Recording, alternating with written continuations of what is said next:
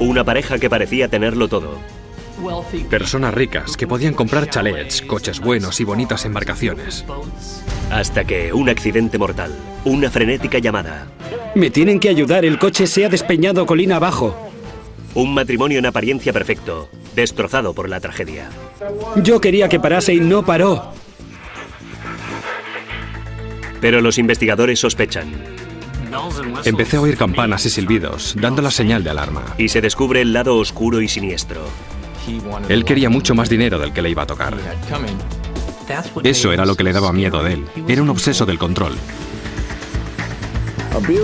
Un bonito matrimonio que cayó cuesta abajo muy deprisa. Esta noche en Poder, Privilegio y Justicia.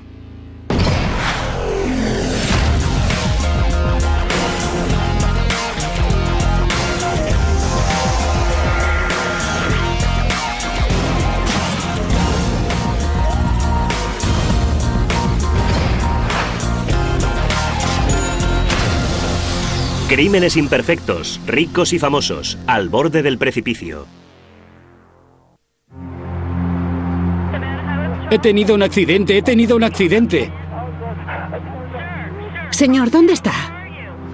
El cuartel general de la Policía de Carreteras de Nevada en Reno, justo pasada la medianoche del 1 de junio de 1998. Estoy mal. ¡Ayuda! Señor, ¿dónde está? La central recibe una llamada frenética de un hombre que está en la ladera de una montaña. No saben dónde está. He tenido un accidente. Señor, tranquilícese. ¿Dónde está? Señor, necesito que se tranquilice. ¿Dónde está? Estoy en la ladera de la montaña, al borde del precipicio. Mi coche se ha despeñado. Mi esposa está en el coche. Cálmese. Las montañas de Sierra Nevada son verdaderamente espectaculares, pero un desliz al volante en estas estrechas y serpenteantes carreteras y puedes ir a parar al otro mundo. Al parecer, este notorio tramo de carretera se había cobrado ya otra víctima. ¿Qué clase de vehículo es? Una camioneta Ford. He salido despedido. Me estoy deslizando montaña abajo. Intento agarrarme con un brazo. No puedo aguantar más. Me estoy deslizando montaña abajo. Por la pantalla del ordenador, la operadora sabe que llama desde un teléfono móvil, pero no sabe dónde se encuentra exactamente. Por eso intenta concretar su posición. Quiero que respire hondo un par de veces y después me diga dónde está. Mi coche se ha precipitado montaña abajo. Mi mujer está dentro del coche. Se pone a gritar, hablando de él y de su esposa. ¡Rinette! Bien, enviaremos a alguien allí. ¿En qué montaña está? Estoy arriba, en la estación de esquí. Solo podía tratarse de un sitio, y era la estación de esquí Mount Rose. Está a unos 40 kilómetros al sudoeste de Reno.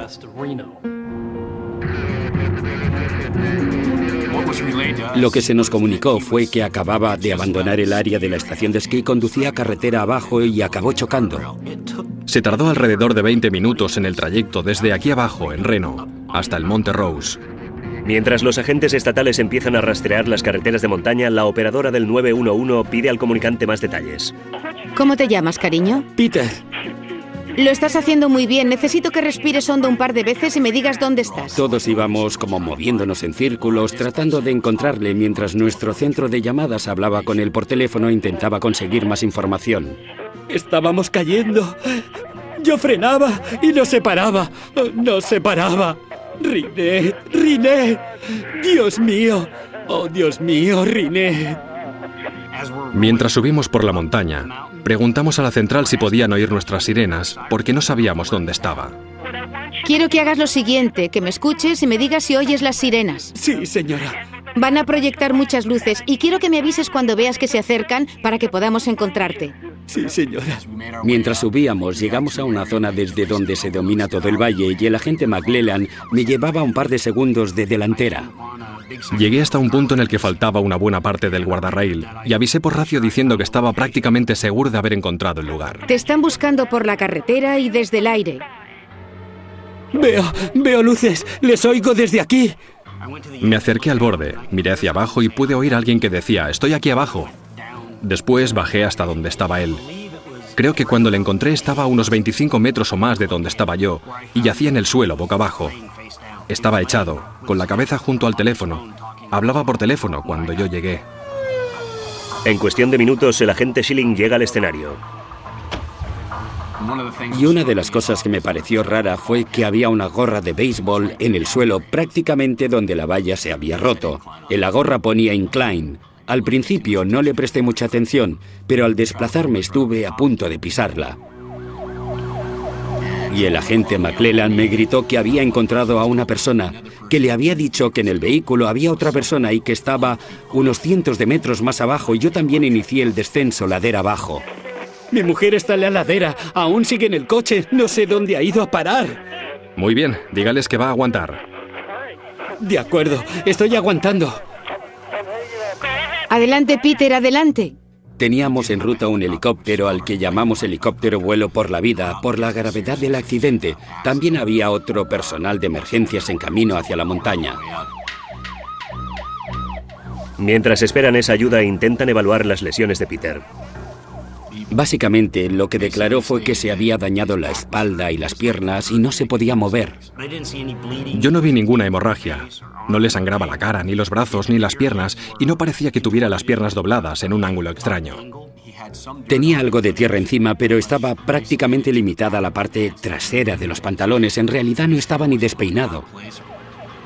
Los equipos de rescate y los refuerzos policiales llegan al tramo de carretera de arriba.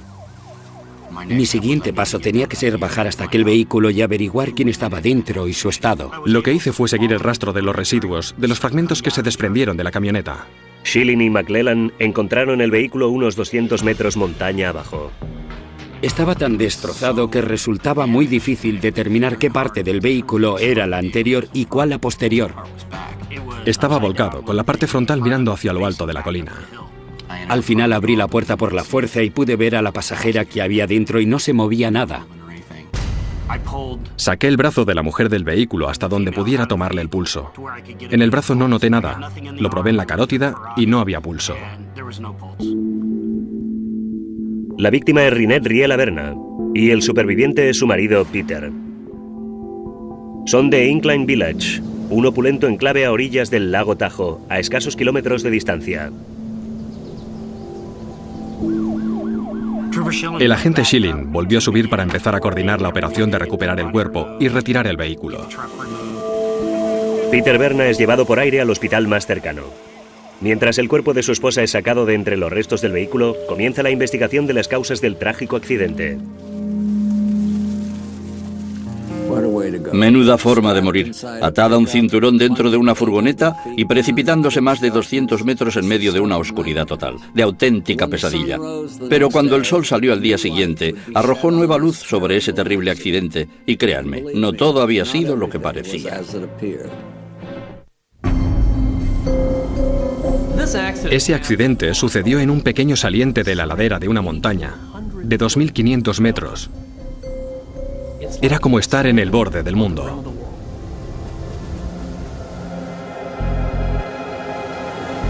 Horas después de haber rescatado a Peter Berna de la ladera de una montaña próxima a Reno, Nevada, los bomberos han logrado por fin sacar el cuerpo de su esposa, Rinette, de entre los restos del vehículo. Al final llamamos al forense para que acudiera. Conseguimos meterla en una bolsa y colocarla en una camilla para subirla por la ladera. Y empezamos a despejar el escenario y a evaluarlo, a tomar fotografías y a poner en marcha nuestra investigación. Encuentran 3 bidones de gasolina vacíos entre los restos del vehículo y el lugar donde fue hallado Peter. Empezamos a buscar las cosas que normalmente vemos en los accidentes de tráfico. Marcas de neumáticos, signos de que alguien intentó frenar, de la pérdida de control del vehículo, marcas en la calzada habituales en el escenario de un accidente. No había ninguna marca en la calzada, esa sería la mejor forma de expresarlo. No sabemos por qué el vehículo acabó atravesando el guardarraíl y cayendo ladera abajo. No existía maniobra de giro de volante, en realidad no había nada. Así que en aquel momento, a falta de poder hablar con el caballero que había sido evacuado al hospital, se planteaban muchas preguntas que había que contestar. No tenía sentido. Teníamos un boquete en el pesado guardarraíl y parecía que lo había atravesado de frente, sin que hubiera nada que indicase ningún tipo de accidente o fuerza que hubiera empujado al coche en esa dirección. Mientras continúan peinando la zona en busca de pistas, llega un visitante inesperado. Llevábamos un par de horas trabajando y un vehículo se detuvo en el escenario. Y el pasajero era Peter, que escasas horas antes estaba incapacitado, incluso hasta paralizado, sin poder mover las piernas cuando estaba en la ladera. Resultó sorprendente. Volví a estar en el escenario. Después de haberme dicho que creía que tenía las piernas rotas o la espalda rota, resultaba que estaba bien. Milagrosamente, Peter sobrevivió al accidente apenas con un rasguño. Tiene una pequeña fractura menor en uno de sus tobillos. Y yo empecé a oír campanas y silbidos dando la voz de alarma. Presionan a Berna para que facilite más detalles sobre la noche anterior. Yo quería hablar con él sobre el motivo de que estuviera allí arriba y las circunstancias que rodearon el que el vehículo atravesara el guardarraíl. Él declara que los frenos no funcionaban. En ese momento, Schilling plantea la pregunta que todo el mundo tenía en mente. Le pregunté por qué no había dado un volantazo para apartarse del precipicio y él se limita a sacudir la cabeza y me dice, esa es una buena pregunta. Le pregunté cómo logró quedarse en lo alto de la colina y él declaró que cuando la camioneta chocó contra el guardarraíl, él salió despedido por la ventanilla. Mientras los investigadores buscan nuevas pistas, Peter los anda rondando, observando todos sus movimientos. Me preguntó si había encontrado su bolso y yo le dije, ¿una especie de riñonera? Y él dijo, sí, ¿encontraron mi bolso en el coche? Y yo me quedé un momento pensando y le dije, ¿sabe? Creo que todavía no lo hemos encontrado. Y una de las razones por las que me sentía un poco extrañado era que no preguntó nada acerca de su esposa ni nada acerca del estado en que se hallaba su esposa cuando la encontramos. Ella estaba a menos de 3 metros del coche, en la cuneta. En la bolsa para cadáveres yacía a la espera de ser llevada a la oficina del forense. Ninguna emoción, nada. No parecía ser más que un observador casual. Aquello no me hizo sentir bien. No diría necesariamente que saqué conclusiones, pero definitivamente diría que el vello de la nuca se me estaba empezando a erizar y que aquello requería continuar investigando. O la altitud estaba afectando a Peter Berna, o algo de aquella imagen estaba muy distorsionado. La búsqueda de la verdad por parte de los investigadores estaba a punto de llevarles por un camino tan tortuoso y peligroso como la misma carretera del Monte Rose.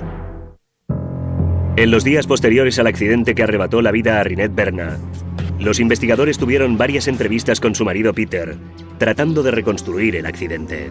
No sé cómo salí de la camioneta. ¿Recuerda cómo? No sé si abrí la puerta. Cuanto más interroga a Peter, menos segura está la policía de su historia. Allí arriba ocurrieron cosas que se me tienen que contar y que todavía no se me han contado y solo me las puede contar usted. Lo entiendo. Porque usted es el único que queda vivo para contarlo. Lo entiendo totalmente. Una muerte sospechosa con un solo testigo. Para llegar al fondo de ese supuesto accidente, los policías tendrían que estudiar más detenidamente la vida de los Berna a orillas del lago Tahoe. Incline Village, donde vivía Peter Berna, era una comunidad de montaña de clase media alta y clase alta. Personas ricas que podían comprar chalets, coches buenos y bonitas embarcaciones. Peter Berna era tasador de arte de Butterfield y Butterfield. Y conocía su trabajo, se le daba bien lo que hacía. Peter era el hijo adoptivo de Pat y Louise Berna, un renombrado y muy exitoso fiscal de distrito. El joven Peter no había nacido con cuchara de plata, pero cuando agarró una, ya no pudo soltarla. Peter era de los que se preciaba de tener los mejores vinos, las mejores obras de arte y las mejores antigüedades. Todo tenía su valor, ¿sabe? Muchas antigüedades. Tenía una buena colección y tenía una bodega muy bonita. Quería tener un vino que costaba $100 la botella, y no porque él lo bebiera o lo apreciara, solo quería poder decir a la gente que lo tenía. En el momento del accidente, Rinette y Peter llevaban 10 años casados. Rinette era farmacéutica diplomada. Fue durante un año la presidenta de la Sociedad Farmacéutica de Nevada y disfrutaba con su trabajo. Era muy buena farmacéutica. Era la hermana que todo el mundo desea. Quiero decir que era cariñosa y siempre se acordaba de tu cumpleaños, de tu aniversario de boda y de todas las fechas importantes. ¿Es un árbol? Es un árbol. Dile lo que me has dicho a mí, que es muy antiguo. Es muy antiguo. Es muy antiguo, John. Es una pieza preciosa para una persona única. Era sencillamente una gran persona. Hola, Peter. Hola.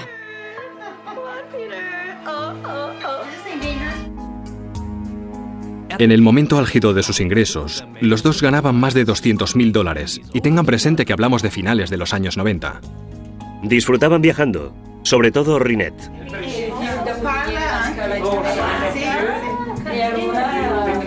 Chao. Para ella, el lugar más emocionante era un aeropuerto, porque o venía de alguna parte o partía hacia alguna parte. Le encantaba viajar, siempre le gustó mucho viajar. Lo más interesante fue que Rinette hizo de ello una profesión. Decidió que quería empezar a trabajar como guía turística. Rinette llevó a cabo un drástico cambio profesional. En un día, y fue literalmente en un día, decidió que no quería seguir siendo farmacéutica y que quería ser guía turística. La noche en que murió, Rinette acababa de regresar de un circuito de 6 semanas por Italia. Me reuní con ella en la puerta, me acerqué a ella y le di un gran beso y un abrazo. El relato de Berna sobre la conversación que mantuvieron en el regreso a casa despierta aún más inquietud. Una de las primeras cosas que dice Berna es que se siente muy solo porque su esposa está siempre ausente y que es muy infeliz a causa de todos sus viajes. Tú te lo pasas en grande y puede que forme parte de tu trabajo, pero yo estoy en casa y estoy solo y no me gusta. No tenemos hijos, ¿sabe? De lo único que quiere hablar es de los problemas en su matrimonio y de lo irritado y molesto que se sentía con esa mujer. Quiero una esposa que esté en casa conmigo. Eso es importante para mí. Tenía una lista de cosas de las que quería hablar con su mujer. La noche del accidente, se encontró en su bolsillo un papel que él había titulado Acuerdo para mejorar nuestro matrimonio. Se trataba básicamente de una lista de objetivos, un contrato, por así decirlo. Y en él enumera todas las cosas que él quiere conseguir: pagar mejor sus facturas, querer a otras personas y hacer el amor más a menudo. Berna entonces sugiere que den un romántico rodeo. Le dije, subamos a nuestro sitio favorito, que es allí arriba. Berna relata a Belron que subieron por esa serpenteante carretera hasta llegar a lo alto de la montaña y allí aparcaron en un camino sin salida de la estación de esquí.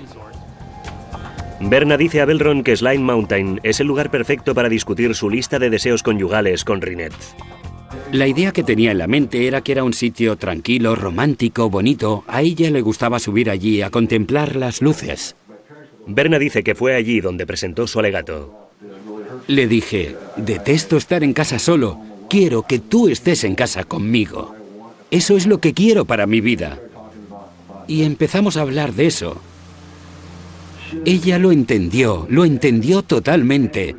El resultado final fue que me dijo directamente, si quieres que me quede en casa, me quedaré en casa y no viajaré. Entonces Peter plantea otra sugerencia. Bajemos hasta el sitio desde el que se ve Reno.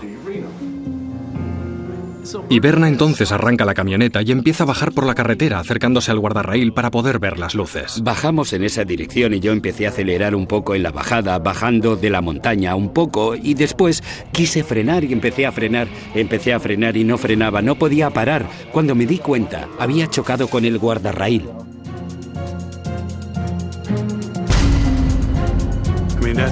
Pero eso no tiene sentido. Cuando ves que te vas y que los frenos no están funcionando para alejarte de esa zona. No sé por qué no dio un cuarto de vuelta al volante. Un simple cuarto de vuelta te apartaría del borde. En cambio, parecía que la camioneta hubiera atravesado de frente el guardarraíl. Y ese no es el único problema que tiene la historia de Berna. Cuando Berna cuenta a los inspectores que ese es uno de los lugares predilectos de él y de su esposa para contemplar las luces, después casi inmediatamente se contradice.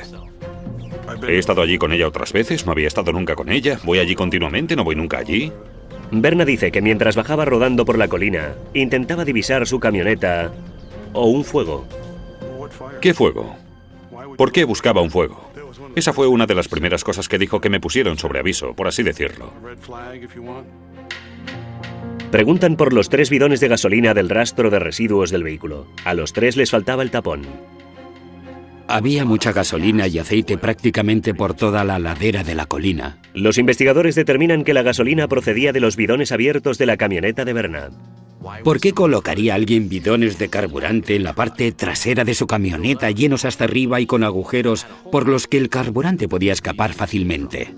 Dijo que llevaba 50 litros adicionales de gasolina porque iba de viaje a Las Vegas, a una exhibición de joyas, y no quería parar en Las Vegas para repostar. A esas alturas de la entrevista, uno de los inspectores decide lanzar una pelota con efecto a Peter Berna y le dice que allí arriba había otra persona que lo había oído todo.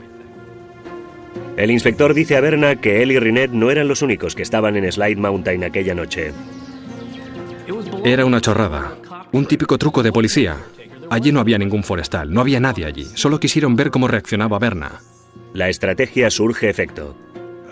Puso una cara como si le hubieran encajado un gancho de izquierda porque no tenía idea de si allí había alguien o no había nadie. Así que creo que le lanzamos una buena pelota con efecto.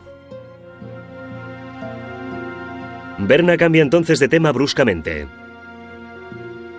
Soy una persona muy respetada en la ciudad y amaba mucho a mi esposa y estoy mortalmente enfermo porque voy a estar solo. Solo. Mi mayor miedo es... no quiero estar solo en casa. ¿Sabe? Se diría que estaba llorando, pero tenía una falta total de emociones. No sé, se ponía a llorar, hacía todos los ruidos y todo lo demás, pero no derramaba una sola lágrima. Nunca lo hizo. Eso ya de por sí era muy extraño.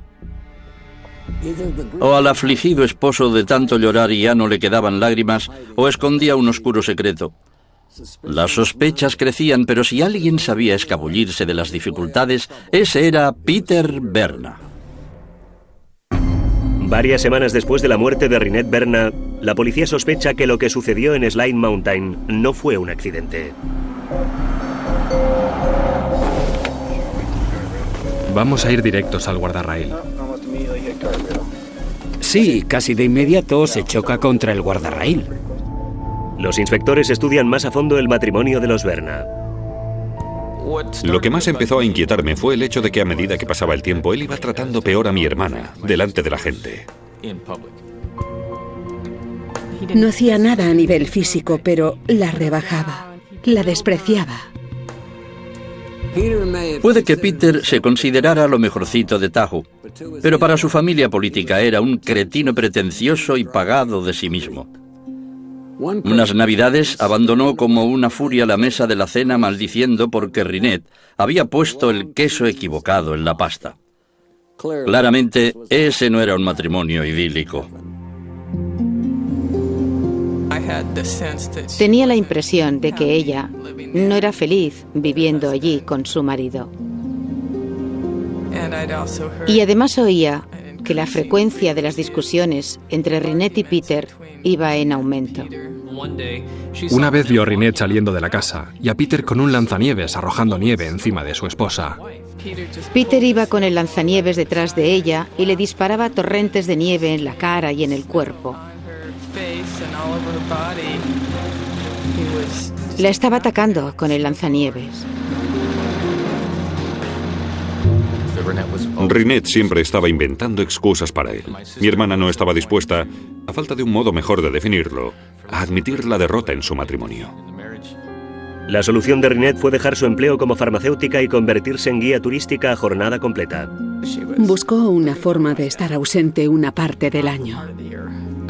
Creo que viajar le proporcionaba un alivio temporal de los problemas que tenían.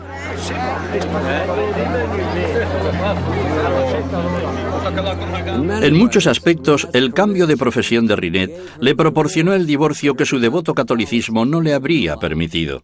Pero lo único que preocupaba a Peter era el resultado. Peter no reaccionó bien ante el cambio de carrera profesional de Rynette.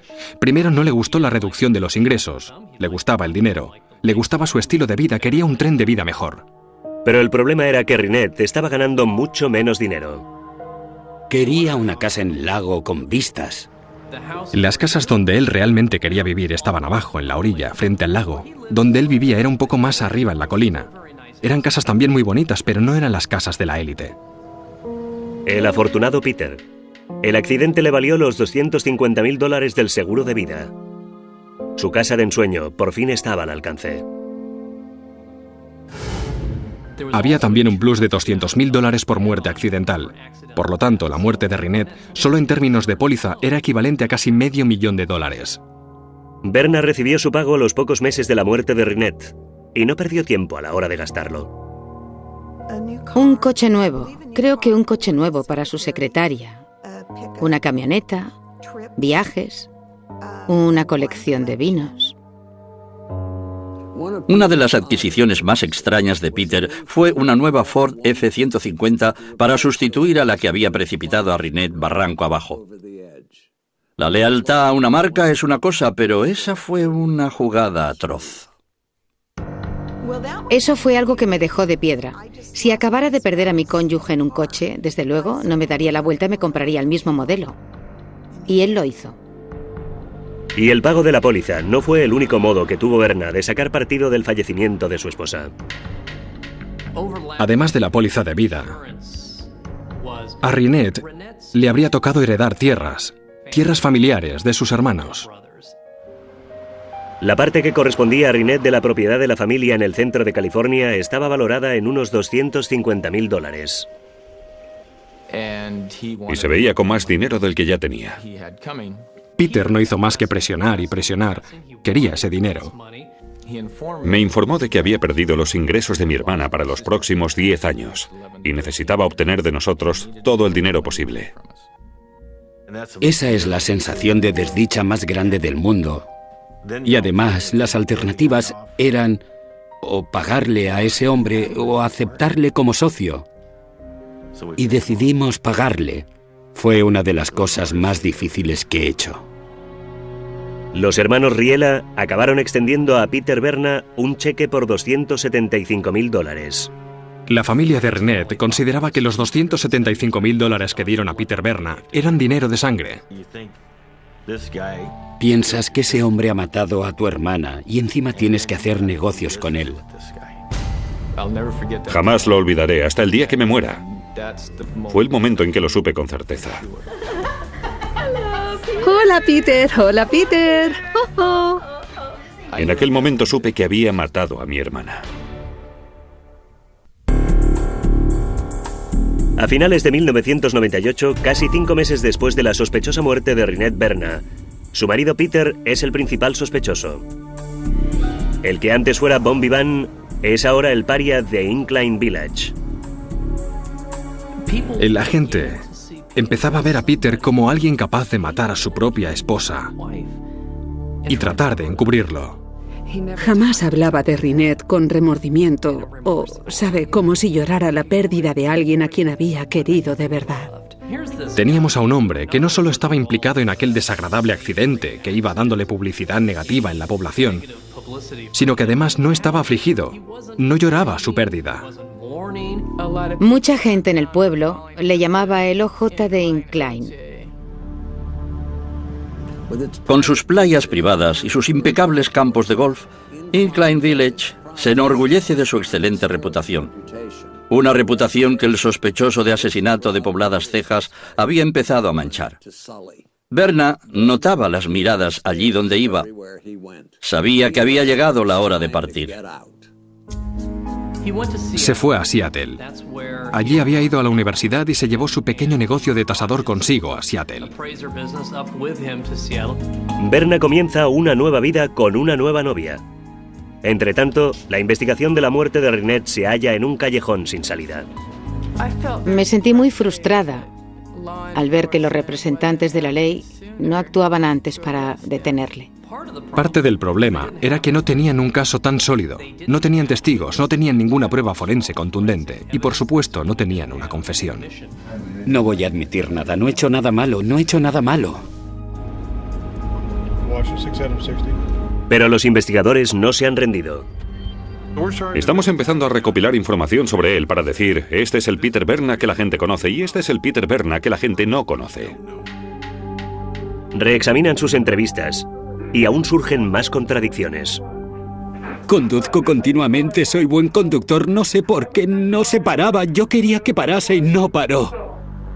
No paró, no paró. En esas entrevistas, Peter es el peor enemigo de sí mismo. Sobre todo cuando empieza a defender su matrimonio. Lo dijo más de una vez y de varias maneras. No la engaño, no voy a bares, no la engaño, no voy a bares. No salgo para tratar de conocer a otras mujeres. Soy un hombre de familia, no la engaño, pero desde luego lo intenta. Los investigadores descubren que a Peter ya se le iban los ojos antes de la muerte de su esposa. A mí me daba repelús. Venía y se quedaba plantado al final de su camino de acceso y nos observaba a mis amigas y a mí cuando estábamos en el jacuzzi. Y era incómodo para nosotras. Esas no fueron las únicas ocasiones en las que Cindy notó que Peter estaba al acecho. Vino a mi casa y me dijo: tu marido pasa mucho tiempo fuera. No sabía si quería matarme o... La verdad, el tono era como de flirteo, pero también sonaba amenazante. Los inspectores tienen noticia del comportamiento de Peter en una fiesta la noche antes de morir Rinette. Dijo que su mujer estaba en Europa. Dijo que volvía al día siguiente y que había estado fuera 6 semanas. Berna intentó ligar con una de las amigas de Judy. Ella se sentía incómoda. Me dijo: oye, aparta a ese tío de mí porque no me quita las manos de encima, no quiere dejarme en paz. Berna persistía. Se ofreció a llevarla a casa o a que ella se quedara en su casa. Ella le dijo que no. Después del accidente, los investigadores descubrieron que Peter ya intentaba reavivar su vida amorosa, que incluso ya había empezado antes, echándole los tejos a una banquera rubia que había conocido por su trabajo. Empezó a llevar mujeres a su casa muy poco después. Desde luego, a los pocos meses de la muerte de Rinette. A una mujer la invitó a su jacuzzi. Me rodeó con el brazo y yo intenté apartarme. Y él me acercó aún más a él y alargó el brazo hasta mi pecho izquierdo. Y en ese momento me entró el pánico y le dije: he de volver a casa. Yo estaba aterrada. Cuando me agarró pensé que aquello no se iba a acabar. Y tenía una expresión perversa en la cara que me dio un miedo mortal. Di gracias al buen Dios por haber logrado salir de allí. Eso hizo que la policía sospechara mucho más, porque no actuaba como un hombre que lloraba la pérdida de su esposa. Se estaba comportando como un ligón escasas semanas después. Pero lascivia y mal gusto no necesariamente equivalen a asesinato. Desesperados por obtener más pruebas, los investigadores reexaminan las pruebas del escenario del crimen. No paramos y yo piso los frenos. Desguazaron la camioneta, la desmontaron entera y no encontraron nada. El mecánico que examina la camioneta no encuentra nada anormal en los frenos. Revisando los archivos del caso, encuentran una pista que se había pasado por alto. La gorra de Berna, que había ido a parar al asfalto justo frente al punto en el que la camioneta había atravesado el guardarraíl. No recuerdo si abrí la puerta o si salí por la ventanilla. No tengo ni idea. Pero esa declaración suscita una pregunta obvia entre los investigadores. ¿Cómo es que la gorra fue a parar a lo alto de la colina, mientras que todo lo demás fue a parar al pie de la colina? Según las leyes de Newton, un objeto en movimiento continúa en movimiento salvo que se ejerza sobre él alguna fuerza. Si vas a 30 km por hora, chocas contra el guardarraíl y la gorra te sale despedida, esa gorra también va a 30 km por hora. Esa gorra no pudo quedar separada mientras el coche, Peter, su esposa y todo lo demás caían montaña abajo. Para los fiscales, eso significaba que Peter abandonó la camioneta antes de que ésta se despeñara. Y después nos dedicamos a la ropa que llevaba a él aquella noche. Al fijarse en las zapatillas de tenis se veía que tenían cortes a los lados y en esos cortes había un residuo negro. Yo dije: eso es asfalto, ¡asfalto! Las zapatillas son enviadas a un laboratorio para que se analice el residuo. Resultó ser asfalto, muy parecido al asfalto de la carretera que descendía de aquella colina. Esa fue una parte tremendamente importante porque era imposible que se mancharan las zapatillas con ese asfalto si había sido proyectado montaña abajo. La policía dedujo que había saltado de la camioneta, se había rozado con el asfalto, se había hecho daño en el pie y la camioneta había caído colina abajo sin él. Las zapatillas resultaron ser la pieza que faltaba. Los fiscales consideraron que tenían pruebas suficientes para imputar a Peter Berna. Había como 2 pilares.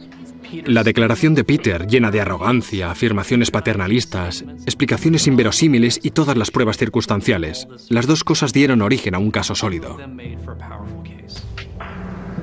En el año 2000, más de 2 años después del fatal accidente, Los fiscales acusan a Peter Berna del asesinato de su esposa, Rinette. Le dije, hola, ¿se acuerda de mí? Y él me dijo, sí, me acuerdo, sé a qué ha venido. Y lo pusimos bajo arresto. La historia de Peter Berna desafiaba las leyes de la física y las leyes de Nevada. Parecía que el baile había terminado, pero el hijo de fiscal de distrito sabía una o dos cosas sobre cómo influir en un jurado y no estaba dispuesto a rendirse sin plantar cara. En mayo de 2002, 4 años después del accidente, a Peter Berna le toca afrontar las consecuencias en una sala de justicia de Reno, Nevada. El Estado ha reunido una montaña de pruebas contra el acusado, pero todas ellas son circunstanciales. Dijo, me desperté y busqué un fuego. Porque eso era lo que esperaba que hubiese ocurrido, señores. Esperaba que estos bidones de gasolina, derramándose, hubieran explotado e incendiado el coche. Aunque no se espera que Peter ocupe el estrado, la acusación utiliza contra él sus propias palabras. He salido despedido, me estoy deslizando montaña abajo.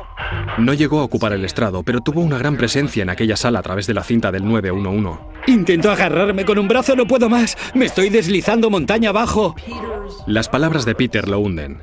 Peter fue su propio peor testigo. Intento agarrarme con un brazo, no puedo más. Me estoy deslizando montaña abajo.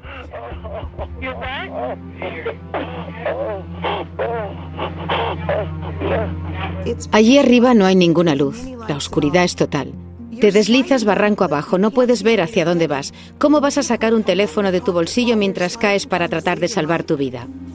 Las buenas habilidades motoras que necesitas para marcar un número de teléfono, me da igual que sea el 911, igualmente tienes que... Mientras estás cayendo, tropezando, dando vueltas, ¿puedes hacerlo? ¿Cómo pudo sostener el teléfono móvil? Parecía imposible. Fue una farsa.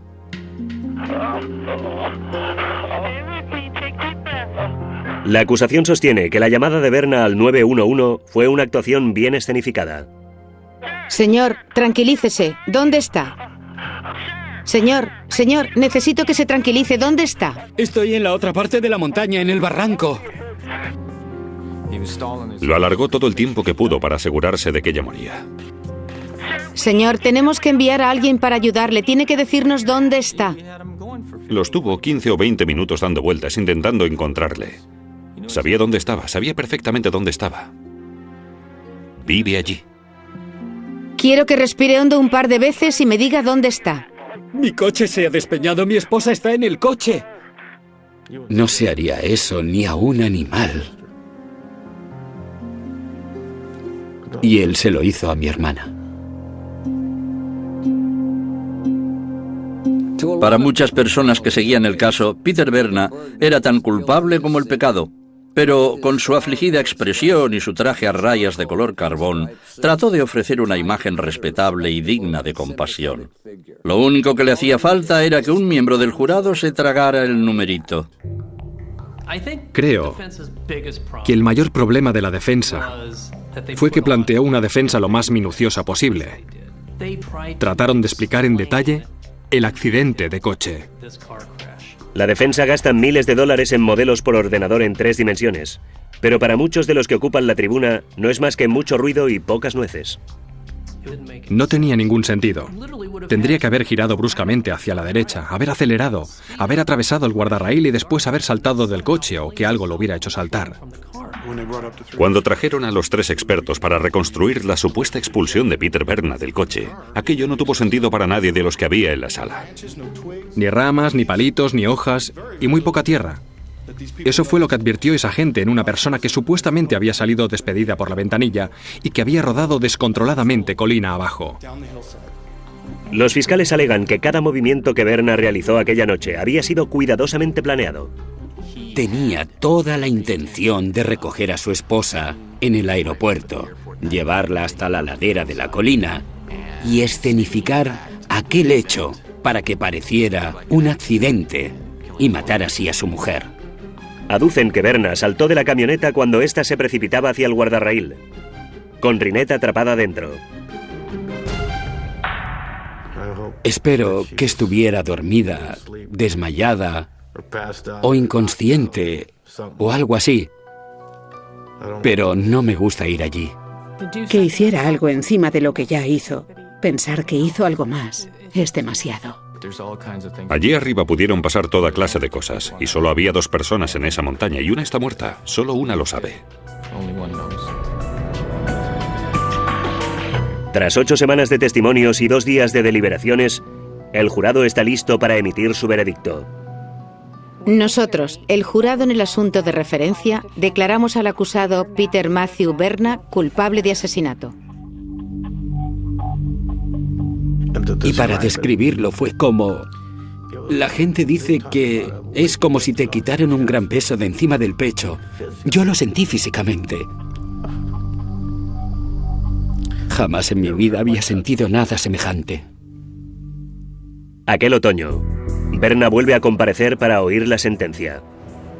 Por la presente se condena a Peter Matthew Berna a cadena perpetua con posibilidad de libertad condicional. La concesión de la libertad se empezará cuando se haya cumplido un mínimo de 20 años de condena. No creo que sienta remordimientos. Creo que se ha convencido a sí mismo de que no ha hecho nada. Todas las situaciones que te imaginas con tu hermana, los buenos, los malos momentos, siempre acaban con su muerte, siempre acaban con lo que sucedió allí, el 1 de junio. Todos los 1 de junio llevo flores a ese lugar. No lo hago por nadie más, y es que creo que ella se lo merece. Era un obseso del control. Y eso era lo que daba miedo de él. Lo que hubo detrás de todo aquello. No fue amor, ni siquiera ira. Fue control. En la superficie era solo un tipo amable. Hola, Peter. El amigo, el vecino, el canguro de tus hijos. Pero debajo de todo eso había un insensible asesino.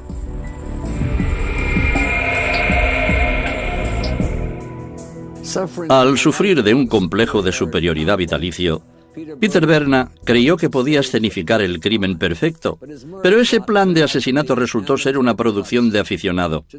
Hoy, el pomposo mecenas del arte y snob del vino está bebiendo limonada mala en un vaso de plástico.